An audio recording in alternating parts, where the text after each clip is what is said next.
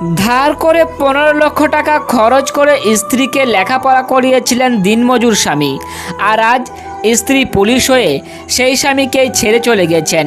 হ্যাঁ, চাইছেন ডিভোর্স। কি শুনে চমকে উঠলেন তো?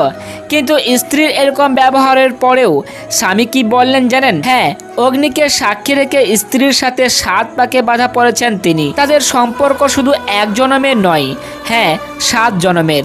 তাই ছেড়ে যাওয়ার কোনো গল্পই নেই।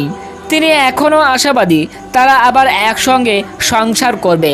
সত্যি ভাবা যায় একটা মানুষ তার জীবনসঙ্গীকে ঠিক কতটা ভালোবাসলে এইভাবে সবটা উজাড় করে দিতে পারে নিঃস্বার্থভাবে। দিনমজুর করে ধার করে 15 লক্ষ টাকা খরচ করে স্ত্রীকে লেখাপড়া করিয়েছেন। আবার সেই স্ত্রী বিশ্বাসঘাতকতা করার পরেও তার সঙ্গে আবারও দ্বিতীয়বার সংসার করার স্বপ্ন দেখছেন বিজয়।